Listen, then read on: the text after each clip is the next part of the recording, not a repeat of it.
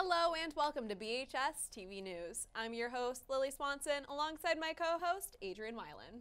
Today, we have news on students joining the Army, coverage on this year's MYP personal project process, an inside look into the making of the dance, and a Valentine's Day edition of Word on the Street. All this and more, BHS-TV News starts right now.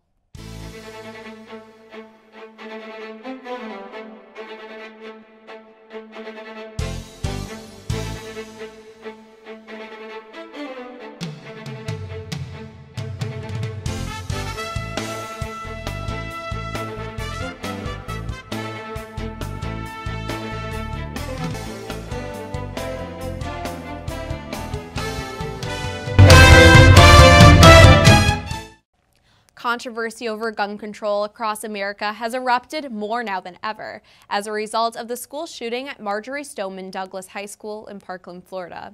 People all throughout the country are coming together to take action on the issue that has been impacting American citizens for many years.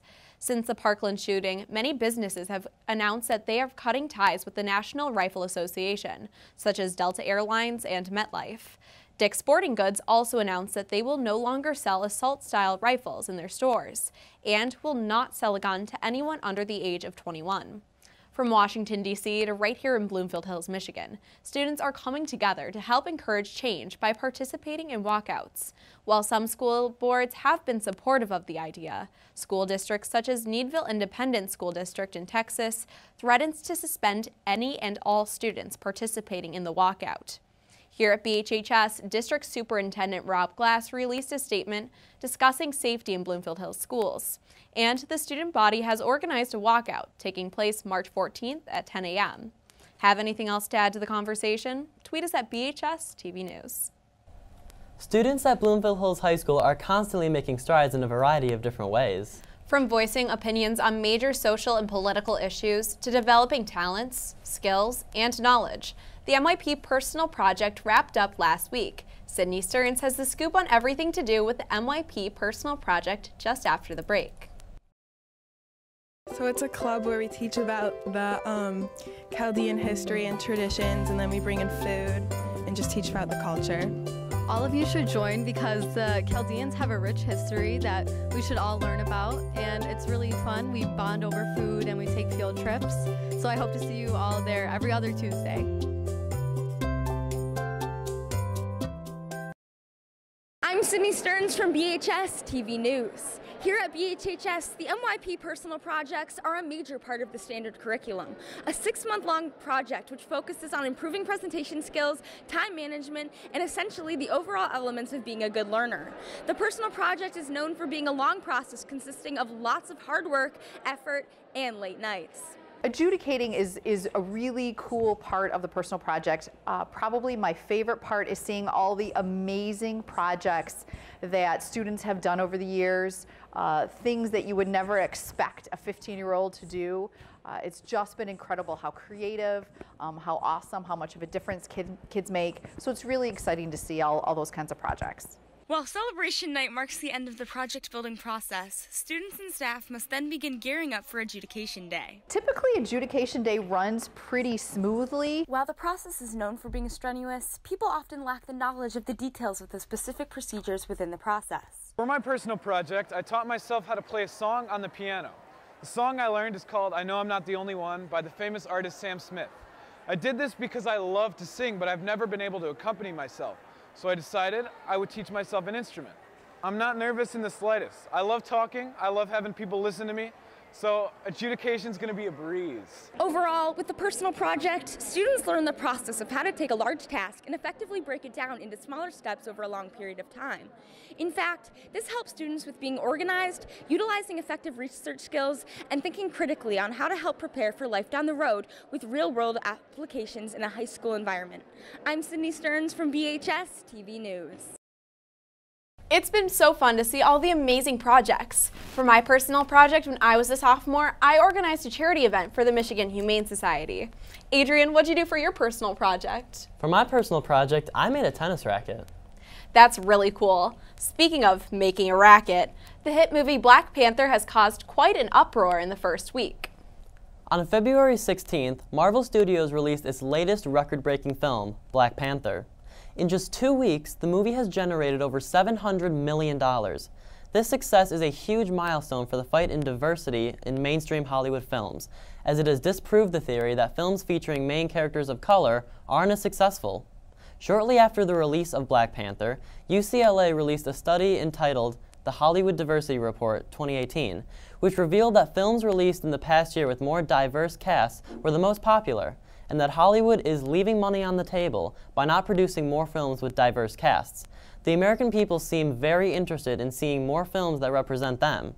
Regardless of your opinion on the film overall, Black Panther does an excellent job of representing both women and people of color, and it will definitely be interesting to see how this film changes the Hollywood landscape.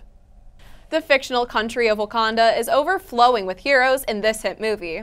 However, so is our school here at BHHS. Bloomfield Hills High School is home to a variety of graduated and graduating seniors planning to enter the Army post-graduation. Amani Wright has the story. As we enter the second semester, many students will be looking towards the future. For some, the future holds the armed forces. At Bloomfield Hills High School, we have several students interested in joining the armed forces. We asked these BHHS students why they wanted to join the armed forces and serve their country. I want to join the Marines because it meant something greater to me than just going out into college or wherever I went after high school, as well as it's a great challenge. That's one of the key things to me, is the challenge and the ability to go out and do something greater than just going out and getting a job, allowing me to go out and be a leader in my community and a leader in different areas of specified fields that are available through military training.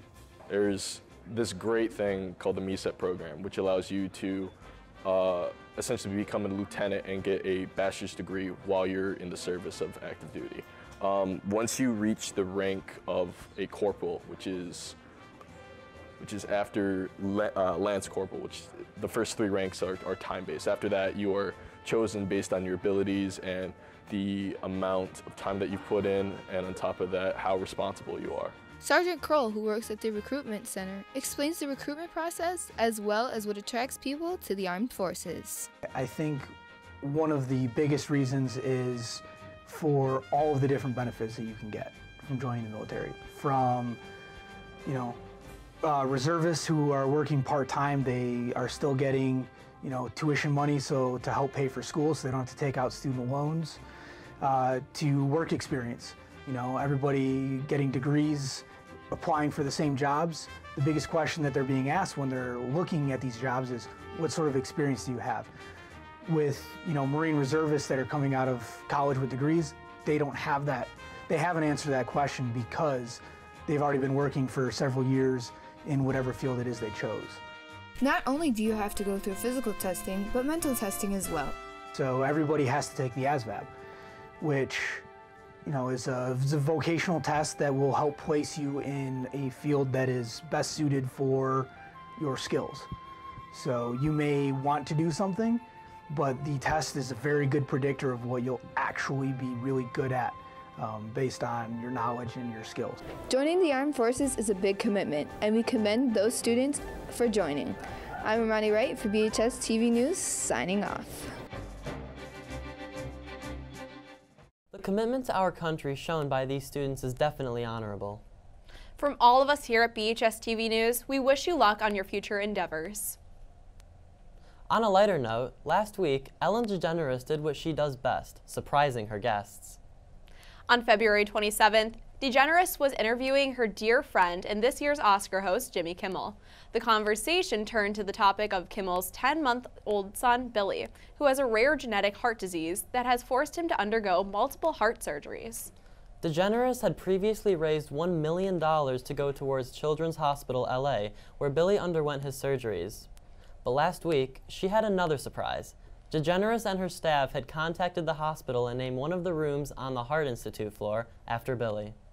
Kimmel, of course, was emotional in his reaction and incredibly grateful that she had gone to such great lengths for his family. DeGeneres is now trying to raise another $1 million for Children's Hospital LA. I don't know about you, Adrian, but I love Ellen. Her positivity and acceptance for all people just makes me love her more. From Ellen DeGeneres' show to the Bloomfield Hills High School, the world is taking steps in the right direction regarding the LGBTQ community. Michael Wiggins has the story. One of the things our school is well known for is a large, diverse community. Part of this comes with the responsibility of change. Bathrooms, dance names, graduation robes, and diversity of staff are some of the many topics of discussion. Bathrooms are one of the big topics not only outside of school, but in school as well. Many people who were born women that identify as a man want to use the men's bathroom, and people who were born men and identify as women want to use the women's bathroom, even if that isn't the gender on their birth certificate. I think that allowing for more bathrooms to be unisex in our school could be very helpful to students who do not feel that they could go into a certain bathroom that's associated with a certain gender. I personally identify as female, so I would want to go to the female restrooms. I mean, I don't see any problem with it.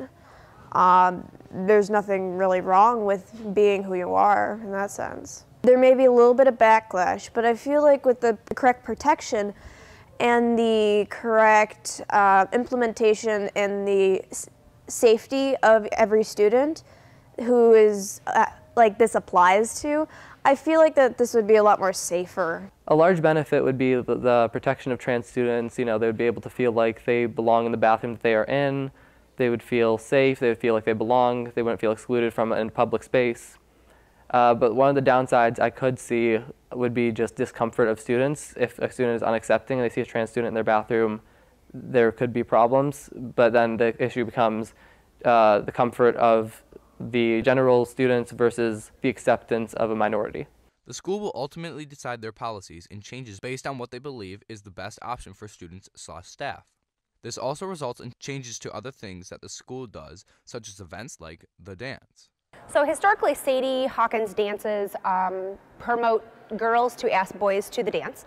Over the last couple of years, you know, as a way to make sure everything's all-inclusive for all students to be able to participate, feel welcome, warm, invited. The student leadership team decided that it would be beneficial to eliminate where boys had to be asked by girls to go. They decided just to have it be the dance as a way to have it be more inviting, where then you could go alone, you could go with a group of friends, or girls could ask boys, or boys could ask girls, or girls could ask girls, boys could ask boys. It didn't matter who was doing the asking. It was more about going and having fun with your peers. The end goal for the administration is to provide a safe and secure learning environment for the student body. Hopefully these changes can make an impact that will benefit us collectively. I'm Michael Wiggins from BHS-TV News. Welcome back. Lily, did you have a good time at the dance this year? For sure, Adrian. How was your night? Great. I spent my night tearing up the dance floor. All right, Adrian. With all the hype surrounding the dance coming to a close on Saturday, we also wrapped up loose ends with the Olympics, which came to a close the next day, Sunday, February the 25th. Marissa has all the highlights of the 2018 Olympics in this month's edition of the Special Report. Hello, and welcome to BHS-TV News Special Report Series. I am Marissa Anderson. Today, we will have coverage on the 2018 Winter Olympics. As many of you know, February 9th, 2018 was the opening night held in Pyeongchang, South Korea.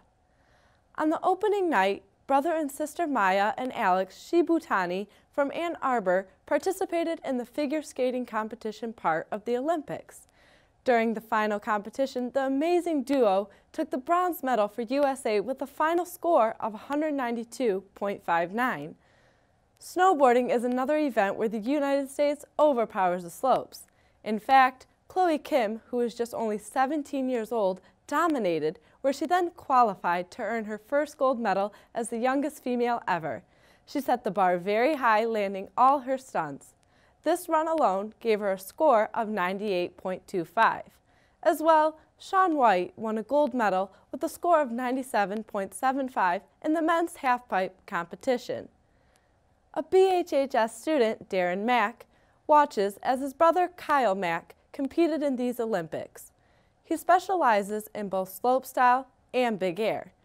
In the slopestyle competition, he sadly had a few minor falls, which caused him a score of 53.55 and failed to qualify in the next phase. But in the big air competition, where you show off all your best tricks, he advanced to the finals. In the final, each rider gets 3 runs and are scored on the combination of their best 2 tricks while having to spin 2 different ways in order for their score to count. On run 1, he earned a score of 82. On run 2, he earned 86.75. And run 3 unfortunately did not count because he had a minor fall. Although, he finished with a total score of 168.75, earning Team USA a silver medal after nailing an extreme technical jump, which in fact he never had even landed in practice, called the Bloody Dracula.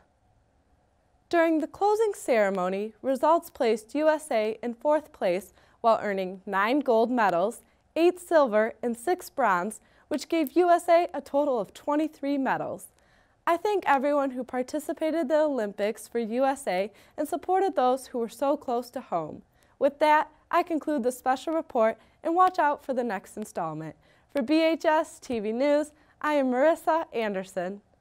Thanks for that, Marissa. The Olympics were so great to watch this year. Looking for more news around the world, in your state or in your classroom? Check out BHHS Today at bhhstoday.org for weekly news updates and past episodes of BHS TV News. In our final segment, Parker Haysha and Connor Anoush have some games of their own. With Valentine's Day just a couple of weeks ago, the two put some BHHS couples to the test in a Valentine's Day edition of Word on the Street. Welcome back to Word on the Street. I'm Parker Haysha. And I'm Connor Anoush.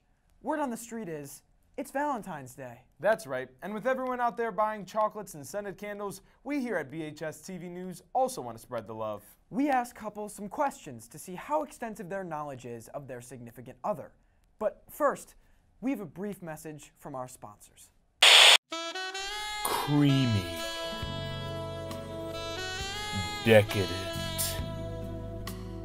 Tantalizing. Platitudinous. Chocolate.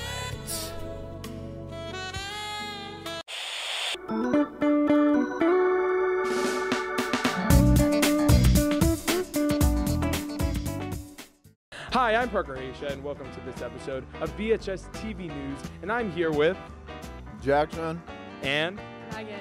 Malmucci and Cameron Lloyd. You guys are a couple, right? Drew Frenzel. And what is your name, ma'am? Olivia Lopez. Now we're going to see how much these people really care about each other. First question is for Cameron. Cameron, what is Paul's favorite color? Go ahead, write it down. Good. Your answer is? Blue. Wow. Josh, is she right? Yeah. Wow. Purple. Jackson, is that correct? Yes. All of them. Moochie, was she right? No. What is it, Moochie? Blue. Ooh. Okay, now the next question is for you, Drew. Your question is, what is her favorite flavor of Progresso soup? Progresso soup. He seems unfazed going into this one, guys. Oh, wow, that's such a difficult one. Yeah, there's chicken noodle, and there is chicken pot pie, and there is beef stroganoff. Read your answer. Chicken. Chicken. I like chicken noodle. So is it chicken noodle or beef stroganoff? Chicken noodle. Caitlin. It was beef stroganoff. Ooh, chicken noodle. Is he correct? Chicken chili. Oh. Yikes. Megan, your question is, what color is Jackson's jacket that he's wearing right now? I think blue. It's gotta be gray. Gray. Are you sure? Yeah. Black. Jackson, was she right? I would argue that it's more of a gray. Okay, she was right. Great job on that, Megan. Okay, now Drew, what is Olivia's opinions on Lewis dot structures and spectrophotometry? She enjoys them. Does not like you. She developed, I honestly have no idea. and plans Running out of space there, Jack. on evolutionizing, I think that's a word, That's all for today's quiz. Again, this is Jackson and Megan. I'm Parker Haysha signing off for BHS TV News. Wow, the spirit of love is roaming free in BHHS. Yeah, we'll see you next time for Word on the Street. I'm Parker Haysha. And I'm Connor Renouche. From everyone here at BHS-TV News, we would like to wish you all a happy Valentine's Day. Now get to a fireplace, hug a loved one, and most importantly, eat chocolates. Thanks for that, Parker and Connor. Nothing says Valentine's Day more like chocolate and beef stroganoff. Who said chivalry was dead? On that note, we conclude our 5th broadcast of the year. Tune in next month for more news around the world, in your state, and in your classroom. I'm Lily Swanson. And I'm Adrian Weiland. Thank you for watching.